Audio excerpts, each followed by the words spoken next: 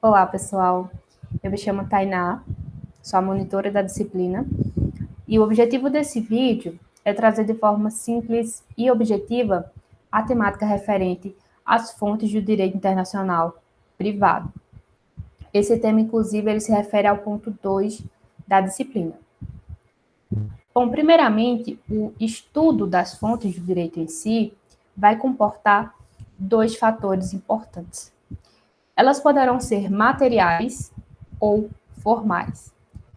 As materiais, elas serão como fontes de inspiração do direito, porque elas vão surgir através de fatores sociais, econômicos, culturais, políticos, enquanto que as fontes formais, elas vêm como uma fonte de vigência do direito. E é exatamente isso que a gente vai frisar nesse conteúdo, as fontes de vigência do direito.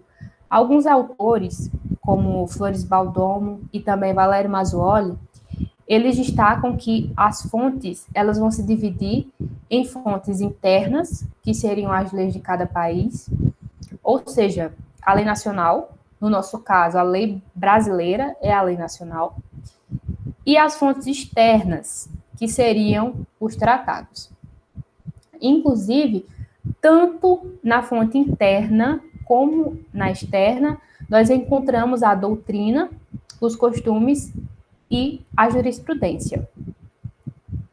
Bom, nós podemos classificar as fontes do direito internacional privado como sendo as leis, os tratados, a doutrina, a jurisprudência e os costumes.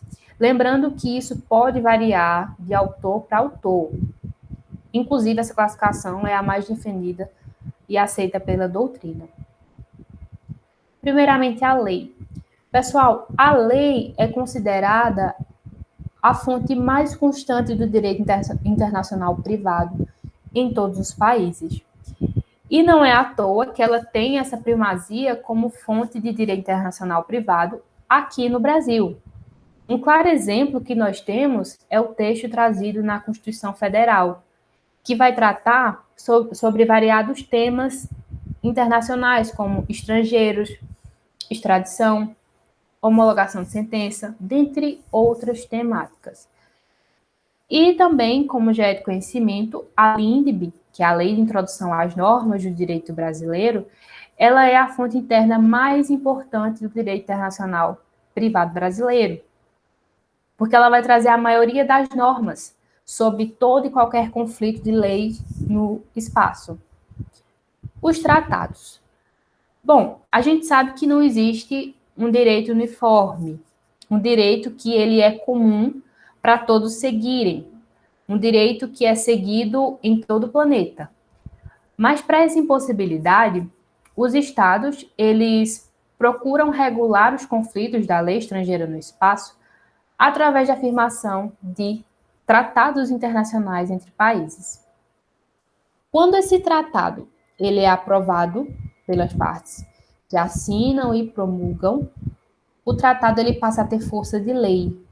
E a partir daí, a sua natureza jurídica é dupla, porque ele vai obrigar tanto internamente quanto no plano internacional. E para a instauração daquele tratado, é necessário que ele passe por várias fases. Ele vai passar pela fase de negociação, de entendimentos, de assinatura, pela ratificação, promulgação, publicação, até chegar no registro.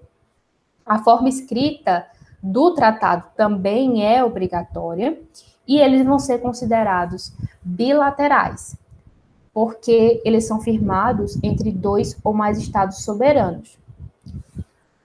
Outra possibilidade também é que os tratados eles podem sim ser extintos quando houver perda de objeto, denúncia unilateral, o comum acordo entre as partes, a caducidade e a guerra.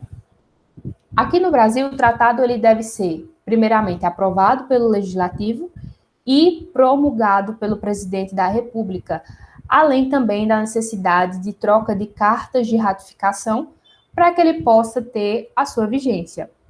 Inclusive, fiquem atentos a um detalhe que as provas costumam cobrar bastante. O Supremo Tribunal Federal, ele consagra a teoria da paridade entre o tratado e a lei nacional, de modo que o tratado ele vai prevalecer sobre aquelas leis internas que vierem antes da sua promulgação.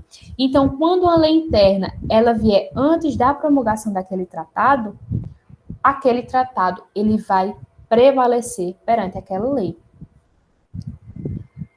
A doutrina. Bom, a doutrina ela se destaca quando há a omissão de lei ou inexistência de determinado tratado. A doutrina ela pode ajudar a solucionar aquele determinado conflito de forma adequada e justa na ausência de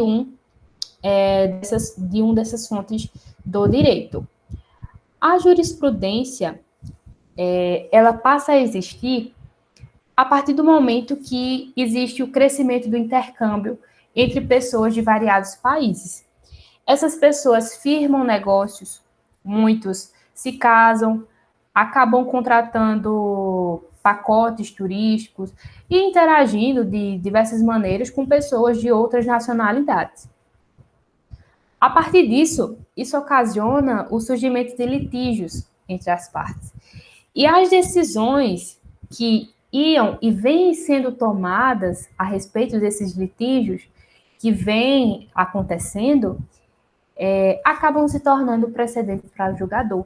E assim, tendo o nascimento daquela jurisprudência.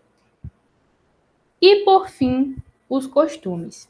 A aplicação dos costumes como um meio de fonte de direito internacional privado é bem menor.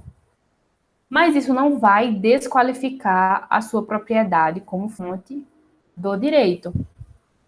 Para a formação do costume internacional, é necessária a prática generalizada de atos por parte dos estados que acreditam que aquele costume ele tem uma aceitação a ponto de se comparar com a norma jurídica. Então, à medida que uma prática relativa a certos conflitos de leis passa a ser aceita pela sociedade internacional como se fosse uma norma jurídica, então ali a gente já tem formado um costume internacional sobre aquele conflito normativo e que vai passar a valer como uma fonte de direito internacional. Bom, pessoal, é isso. Eu espero que, de fato, essa explicação tenha ajudado vocês na melhor compreensão do tema. Qualquer dúvida, estou à disposição e vocês podem enviar para o meu e-mail, que é tainá16s@hotmail.com. Obrigada e até a próxima.